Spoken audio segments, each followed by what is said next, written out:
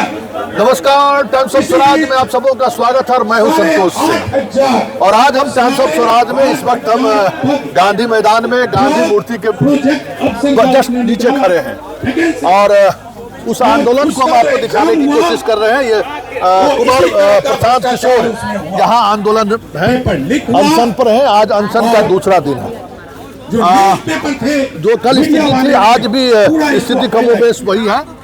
लोग डटे हुए हैं इस उम्मीद से शायद सरकार नीतीश कुमार का दिल थोड़ा पसीजे, नीतीश कुमार को थोड़ा सा इन बच्चों के प्रति भी सहानुभूति आए कि भाई इस कड़ाके ठंड में लगातार आंदोलनरत है, लेकिन जिस तरीके से उनके प्रवक्ता बयान दे रहे हैं, जिस तरीके से उनके प्रवक्ता लगातार आंदोलनकारियों पर अटैक कर रहे हैं। ये राजनीति के त्रिदेवा हैं। युवा और छात्रों के भविष्य के साथ खिलवाड़ करने पर आमदा हैं, बेचैन हैं। स्वाभाविक रूप से माननीय तेजस्वी यादव, माननीय पप्पू यादव, माननीय प्रसाद किशोर जी में इस सवाल पर आपसी प्रतिस्पर्धा है और शिकार बना रहे बिहार के नौजवानों को, उनकी भावनाओं से खिलवाड़ कर रहे हैं।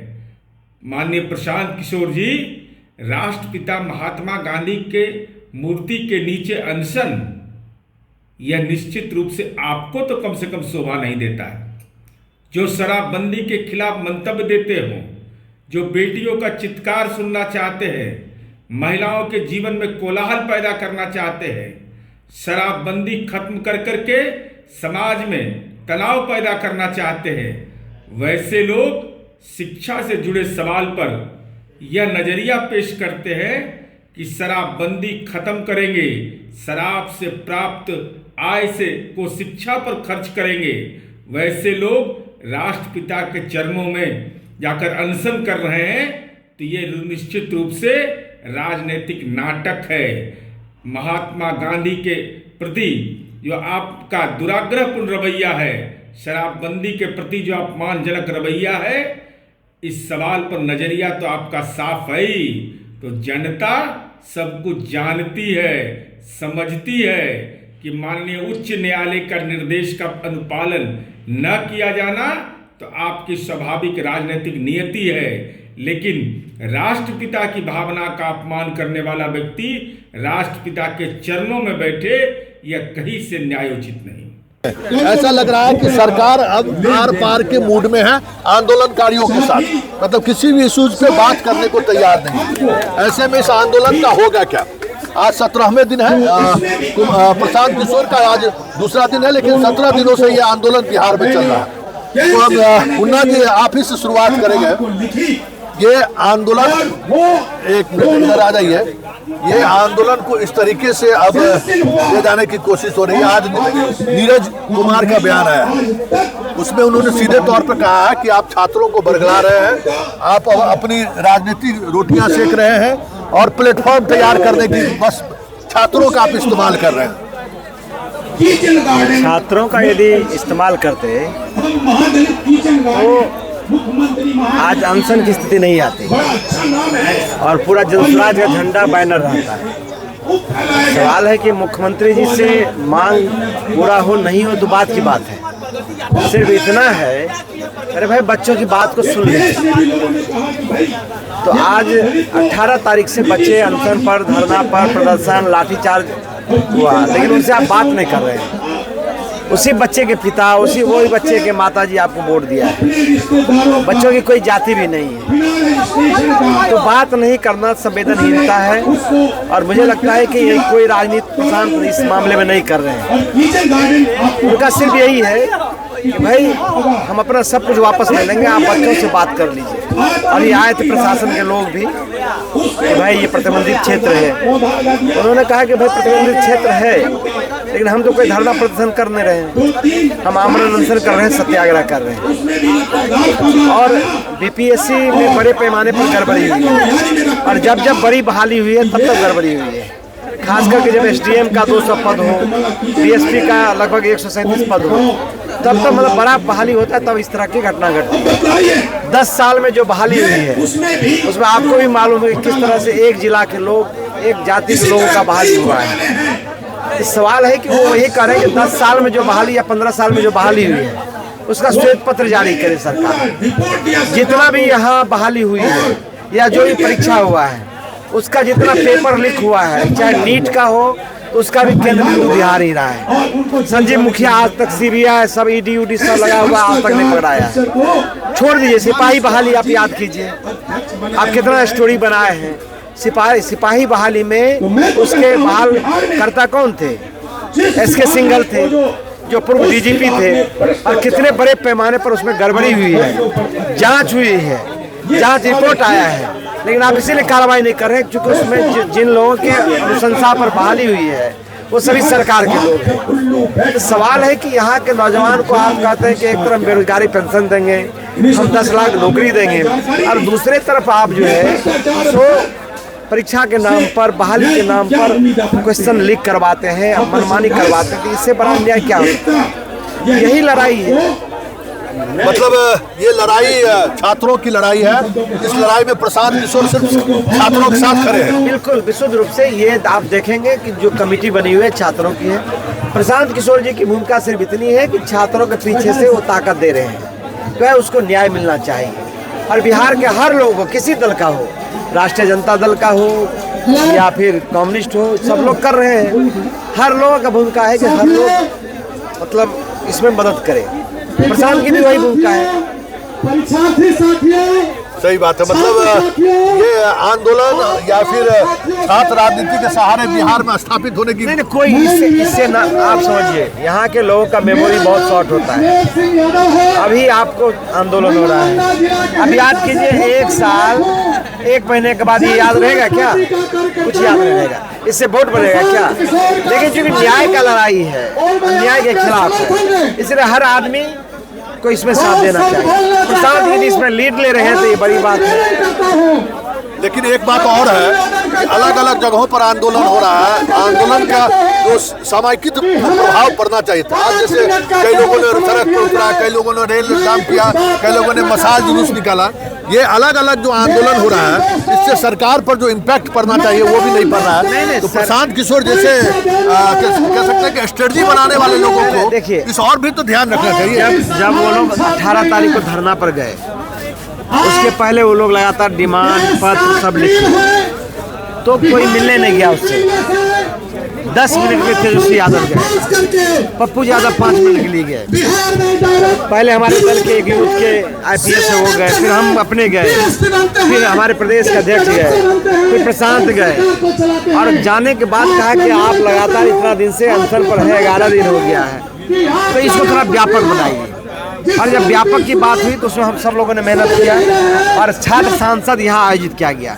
आप देखे होंगे कि बहुत दिनों के बाद इस तरह से लगभग 15 से 20 हजार नौजवान उसमें जुटे थे। यहाँ पे और ये डॉक्टर KC मतलब क्या कहते हैं, मतलब छात्र संसद में निर्णय हुआ कि भाई मुख्यमंत्री जाके मिलना है, कोई बात करने के तैयार नहीं था उस दिन तक। जब जाने की बात, मार्च की बात हुई तो चीफ सेक्रेटरी का हम बात करेंगे। प्रशांत ने कहा कि चीफ सेक्रेटरी जाइए 5 दिन बात कीजिए। उसमें से कुछ अराजक तत्व जो आज आंदोलन कर रहे हैं वही लोग थे जिन्होंने उसको बातचीत नहीं करने दिया गया, अराजकता पैदा किया। प्रशांत बोले कि भाई हमारी इच्छा नहीं है कि छात्रों को लाठी लगे, गोली लगे, हम चाहते हैं कि शांतिपूर्ण तरीके से इसका समाधान हो, विरोध के लिए विरोध नहीं हो। लेकिन मिसकम्युनिकेशन के चलते, लेकिन आप लेके गए मोरिया होटल तक और फिर बीच से निकल गए, तो फिर मिसकम्युनिकेशन तो आपकी है ना? क्योंकि आप मिसकम्युनिकेशन ये क्योंकि मैक अच्छा नहीं था। दूसरी बात, छात्र ये जाने का निर्णय छात्रों का था, ये प्रशांत का नहीं था। लेकिन प्रशांत ने कहा जब आज तक कोई आपसे चपरासी बात करने के लिए तैयार नहीं था, बीपीएससी का सेक्रेटरी तक बात नहीं करता था, तो अब आपको चीफ, क्योंकि मुख्यमंत्री यहाँ थे नहीं, तो स्वाभाविक है कि स्टेट के हेड सबसे बड़ा चीफ सेक्रेटरी थे, वो बात करने के लिए तैयार था। तो नहीं उससे बात नहीं करेंगे, मुख्यमंत्री के घर में जाएंगे, मुख्यमंत्री के, तो प्रशांत का इस तरह से नहीं होता है। तो फिर प्रशांत गांधी यहीं आ गए। आप आंदोलन का लीड कर रहे हैं, उसमें जो कुछ भी होगा उसकी जिम्मेवारी तो आपकी होगी। बिल्कुल, ये तो है ही, इसलिए है कि मतलब ये आपको जिम्मेवारी लेनी पड़ेगी। लेकिन इसीलिए प्रशांत ये काम किए थे, तो बड़ी बात नहीं है। चलिए, आज 17वां दिन है, गर्दनी बाग से लेके गांधी मैदान तक। उत्साह में थोड़ी चेहरे पे थोड़ी वो चमक नहीं दिख रही है छात्रों में। आंदोलन का ऐसा ही है, किसी दिन धीमा होता है, किसी दिन तेज होता है। 18 से 22 तक का बीच का पीरियड देखिएगा, बहुत कम लोग थे। 23 को अचानक से भीड़ बढ़ी और फिर लगातार बढ़ते चली गई और आंदोलन अलग अलग स्वरूपों में सामने आई। तो आंदोलन का ऐसा ही होता है, कभी थोड़ा डाउन होता है, लेकिन कभी ज़्यादा तेज होता है, लेकिन आंदोलन सतत जारी है, सत्याग्रह सतत जारी है। और अलग अलग तरीके से, जैसा आप बोल रहे थे कि अलग अलग हो रहा है, कोई भगत सिंह का तरीका अपना रहा है, कोई गांधी का तरीका अपना रहा है, कोई नेहरू का तरीका अपना रहा है, तो तरीके अलग अलग है। तो अलग अलग तरीकों को लेकर जो है इस आंदोलन को आगे ले जाया जा रहा है। क्या लगता है आपको, ये आंदोलन कुछ परिणाम आएगा या उसी तरीके से? सरकार के पाले में गेंद है, मुझे पूर्ण रूप से विश्वास है सरकार कुछ सोचेगी और ये एक राजनीतिक दबाव भी बनाने का कोशिश है, दबाव समूह है ये, जो चाहती है कि हम मुख्यमंत्री से मिले। आज प्रशांत किशोर ने भी अपने तरफ से स्पष्ट कर दिया, आप मुख्यमंत्री से मिल लीजिए और हम अनशन तोड़ देंगे। जब एडीएम और डीएसपी यहाँ मिलने आए थे तो यही सरकार की तरफ से भी कुछ गणपति बाग में लगता था कि छात्रों का आंदोलन है, यहाँ छात्र कम नजर आ रहे हैं। नहीं, छात्र वहाँ जो मुख्य मंच पे बैठे हुए हैं वो मूल रूप से छात्र हैं। बाकी बात चूंकि ये पार्टी के कार्यकर्ता भी हैं और शिक्षा को मैं इस रूप में देखता हूँ कि शिक्षा में जो भी आंदोलन होगा और सत्याग्रह होगा वो हर एक व्यक्ति से जुड़ा हुआ है। यदि बाहर के लोग भी आ रहे हैं, पार्टी से रिलेटेड भी लोग आ रहे हैं, तो कोई दिक्कत नहीं है। सबके घर में बच्चे हैं, सबका जो है भविष्य दांव पे है। मैडम एक मिनट, मैडम आप कहाँ आई हैं? इस आंदोलन में आए हैं, समस्तीपुर से आए हैं। समस्तीपुर से? अच्छा, बुलाया गया था? हाँ, हमको पता है कि प्रशांत जी बैठे हैं, तो हम भी जनसुराज से हैं, तो उनके समर्थन में आए हैं और बच्चों के समर्थन में। अच्छा, क्या लगता है क्या होना चाहिए? री एग्जाम तो होना ही चाहिए, क्योंकि नीतीश जी को भ्रष्टाचार, तो बिहार में सिर्फ भ्रष्टाचार ही भ्रष्टाचार। कहाँ समस्तीपुर, कहाँ घर हुआ आपका? समस्तीपुर टाउन में हुआ? गाँव है, कौन सा गाँव? बेलसंडी। अभी मोतीपुर मेरा विधानसभा है। क्या नाम हुआ आपका? मेरा नाम आभा ठाकुर है। अच्छा, मेरे पति का नाम चंद्रमौली ठाकुर MLA थे। अच्छा, वहाँ से। आप हमको जानते हैं? क्या नाम है? चलिए, ये हमारे यहाँ कांग्रेस के विधायक हुआ करते थे चंद्रमौली ठाकुर, उनकी विशेष है और प्रशांत किशोर के आंदोलन से जुड़ी हुई है और यहाँ आई है समर्थन के लिए। मेरा घर रोसड़ा है। मेरा नाम संतोष सिंह है। पहले समस्तीपुर में पत्रकार थे, फिर अभी आपके पति से लोग हमको जानते थे। तो यहाँ क्यों आई है? यहाँ लगता है आपको कि आने की जरूरत है? यहाँ आने की जरूरत है, ऐसा आपको लगता है? हाँ, बिल्कुल है। और हम लगातार रहेंगे भी, जब तक चलेगा ये आंदोलन तब तक प्रशांत जी के साथ रहेंगे हम। तब तक साथ रहेंगे। ये डटे रहेंगे। कुछ हम छात्रों से बात करना चाहेंगे। आयोग है, एग्जाम गली गली में चोर है, बीपीएससी चोर है बहुत। हालांकि बीपीएससी का स्टूडेंट कोई नहीं लग रहा है। आइए नीचे आइए, तो आइए इधर एडमिट कार्ड पर दिखाइए। कहाँ नहीं मांगा, आप कैसे बोल दिए कि से कोई पहली बार आंदोलन में देखा? मतलब नहीं है, कैसे बोल देते हैं? कहाँ परीक्षा दी? सीतामढ़ी का था, सीतामढ़ी। अच्छा, कहाँ से आए हैं आप? सिवान से हैं। सिवान से आए हैं यहाँ? लॉज में रहते हैं। क्या सब्जेक्ट आपका? अभी तो फ्री है ना। क्या क्या सब्जेक्ट लगे? हिस्ट्री लगे। कहाँ पढ़ाई की? मुखर्जी नगर से रिटर्न है। मुखर्जी नगर भी रहा है, उसके बाद पटना है। मुखर्जी नगर कहाँ है? मुखर्जी दिल्ली में रहे हैं। कहाँ है मुखर्जी नगर? दिल्ली में है। अच्छा, दिल्ली में मुखर्जी नगर। अब बात कैसे कर रहे हैं आप? पहले लिहाजा आपका सही कीजिए ना, बात कर रहे हैं। विद्यार्थी फंस जाए, विद्यार्थी की आवाज को नहीं उठाइए। आप ऐसे बात करते हैं, आवाज को नहीं उठाइए, विद्यार्थी को नहीं फंसाना चाहते हैं। ऐसे कटाक्ष बात कर रहे हैं, ऐसा नहीं करना है ना। हम लोग बात नहीं कीजिएगा तो नहीं नहीं, हम लोग बैठे हुए हैं यहाँ। आप ये उल्टा बोल रहे हैं। काहे बैठे हुए? एग्जाम के लिए। काहे बैठे हुए? एग्जाम के लिए बैठे थे ना? क्या समस्या क्या, क्यों नहीं आप जाते हैं? अरे पेपर जो पेंडेंट था, जो बापू सभागार वाला, जो भी डेलीगेशन जो लड़का था, जो आपके सामने एविडेंस दिया ना, पूछने के राइट नहीं हुआ है। लड़का जो डेलीगेशन जो खराब का सामने का लड़का था, आपने एविडेंस दिया है ना? भाई दिया है ना एविडेंस? आप लोगों को पूछने के राइट नहीं है कि हुआ क्या नहीं हुआ है। तो एविडेंस दिया है, पूरा मीडिया के सामने पब्लिकली किया है वो। क्या अरे एविडेंस दिया है ना मेरे का साहब, जो डेलीगेशन हम लोग का जो प्रतिनिधि मंडल था, चेयरमैन क्या बोल रहा था कि पेपर जो था फटेगा नहीं है, तुरंत फाड़ के दिखा दिया। सब देखे थे, सब देखे थे ना ये। फिर आप लोग कैसे मंडल है जो आपके सामने एविडेंस दिया है, उसके बाद भी पूछेंगे क्या हुआ है, क्या एविडेंस दिया? प्रश्न पत्र लिख कर तो कोई एविडेंस नहीं है। पब्लिकली किया है ना? एविडेंस दिया प्रश्न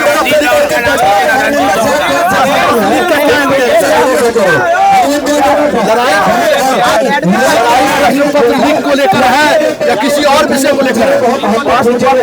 चोरी हुआ था उसके लेकर एग्जाम का लड़का पूरा पब्लिक कैसे बात कर रहा है? से आईएएस का एग्जाम 90% रहता है। नहीं ये आप जो है क्या कहते हैं, प्रश्न पत्र लिख को लेकर कह रहे हैं या फिर अव्यवस्था को लेकर कह रहे हैं? अवस्था जो भी मीडिया जो गया वहाँ में जो भी बोल कर जो है माइक में उसका साथ जो पब्लिकली चोरी हो रहा था, सबको लेकर बोला जा रहा है। अव्यवस्था को लेकर? हाँ, अव्यवस्था प्लस जो है क्या बोलते हैं, अच्छा हाँ, सब जो भी मिसमैनेजमेंट है उसी का रिजल्ट दिख रहा है आपके सामने। अव्यवस्था क्या होता है? मिसमैनेजमेंट बोला जाएगा इसको, जो कमीशन का। ये क्या है? आप बोल रहे थे ये जो हम लोगों से एक यही निवेदन होगा सर कि ऐसे लोगों से जो स्टूडेंट हैं, वैसे लोगों से जो वास्तविकताएं हैं, उनको आप मीडिया के माध्यम से रखने का काम करें सर। जो पार्टी से टिकट लेने के फेरा में जो लोग हैं, उनका यह बयान आप नहीं लीजिए तो मेरे ख्याल से बेहतर रहेगा सोशल मीडिया के माध्यम से। और दूसरी बात, बिहार सरकार इस पर संज्ञान ले, चूंकि री एग्जाम होना बहुत ही जरूरी है, चूंकि धांधली हुई है और धांधली सेटिंग हुआ है।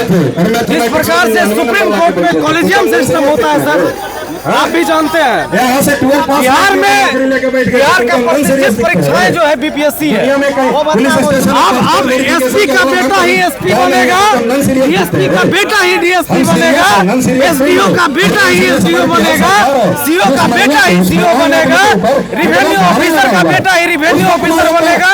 ऐसा माहौल बनाया जा रहा है बिहार एनडीए सरकार के माध्यम से। बहुत बड़ी बात, गंभीर बात बता रहा हूँ सर। और जो गरीब तबके के जो लोग हैं, जो झुग्गी झोपड़ी में रह के पढ़ाई करते हैं और पटना में जो है घर में जो है खेत बेचकर जो है अपने बच्चों को पढ़ाता है, और उसकी हमेशा ये लालसा रहती है कि हम बीपीएससी की प्रतिष्ठित परीक्षाएं पास करेंगे और हम जो है अफसर बन के अपने घर में जो है अपना नाम कमाएंगे, समाज का नाम रोशन करेंगे। और ये बीपीएससी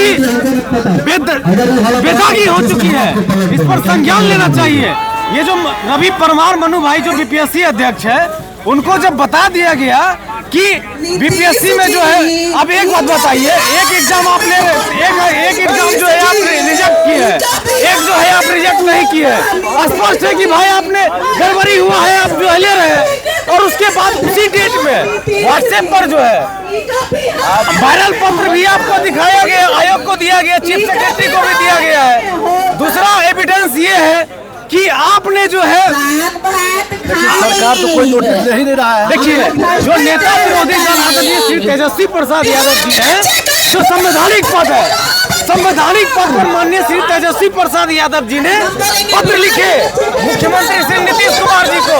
जब संवैधानिक पद पर बैठे श्री तेजस्वी प्रसाद यादव जी के पत्र का जवाब नहीं देना, कहीं न कहीं माननीय मुख्यमंत्री नीतीश कुमार जी मानसिक रूप से जो है वो बीमार हो चुके हैं। इस पर कहीं न कहीं उनको सोचना पड़ेगा। तेजस्वी जी के पत्रों का जवाब देना चाहिए, क्योंकि नेता प्रतिपक्ष जो है उनका जवाब देना बहुत ही जरूरी है। और तेजस्वी प्रसाद यादव जी का ही देन है कि ओबीसी एमसीएल का मामला खत्म हुआ था। तेजस्वी प्रसाद का दिन है कि TRE 1 और TRE 2 में धांधली हुआ था। धांधली देखिए, धांधली कहीं कुछ तेजस्वी बाबू बढ़िया हो गया, बढ़िया की बात है। पूरा आंदोलन बेच दिया। आज रोड पर नहीं उतरा हूँ। नहीं, राजनीति हम नहीं कर रहे हैं, लेकिन बात कर हमारे देखिए, हम ये नहीं कर रहे हैं, लेकिन छात्र से बड़ा मूवमेंट कोई नेता नहीं कर सकता। तेजस्वी यादव का पार्टी आंदोलन से हट गया जी ना। छात्र के आंदोलन में जो है राजनेता का कोई मतलब नहीं। देखिए, इन बच्चों से हम बात इसलिए करना चाहते थे कि जरा इनका टेम्परामेंट समझना चाहते थे। कई तरह की चीजें इस आंदोलन में देखने को मिला। एक ये भी वानगी देखिए कि किस तरीके से आंदोलन को लेकर क्या टेम्परामेंट है और उस टेम्परामेंट को किस तरीके से रखना चाहते हैं। चलिए, इस खास कार्यक्रम को यहीं खत्म करते हैं, फिर किसी नए मुद्दों के साथ हमारी मुलाकात होगी। फिलहाल इजाजत दीजिए, नमस्कार।